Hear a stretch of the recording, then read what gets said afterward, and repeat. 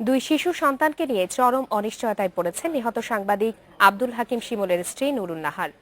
স্বামীর মৃত্যুর পর এখন ভরসা শুধু আত্মীয় স্বজন, তবে তারাও আর্থিকভাবে সচ্ছল নন।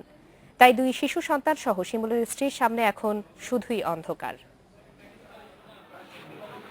স্ত্রী নুরুন নাহারের ফরমায়েশ অনুযায়ী বাজার থেকে কিছু নিত্য প্রয়োজনীয় জিনিসপত্র কিনে বাসায় ফেরার কথা ছিল সাংবাদিক শিমুলের, কিন্তু কলম সৈনিক শিমুলের আর ফেরা হলো না।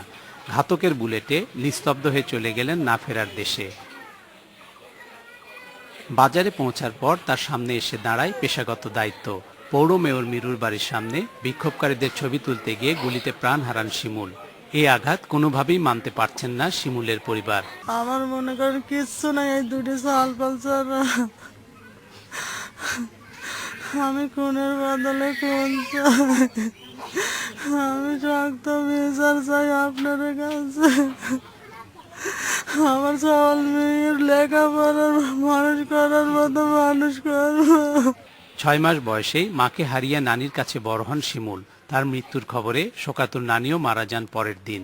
নানির কাছ থেকে পাওয়া 2 শতক জমিতে স্ত্রী ও 2 শিশু সন্তানকে নিয়ে থাকতেন শিমুল। সংসারের একমাত্র উপার্জনক্ষম ব্যক্তিকে হারিয়ে চরম সংকটে পরিবারটি।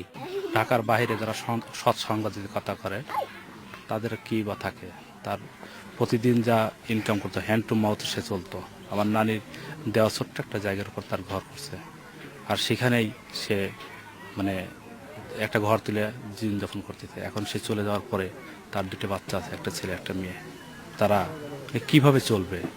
স্বজনদের দাবি, সরকার পাশে না দাঁড়ালে 2 শিশুসহ পরিবারটির ভবিষ্যৎ অনিশ্চিত হয়ে পড়বে। Hasibur Rahman Bilu, Independent News, Shahzadpur, Sirajganj.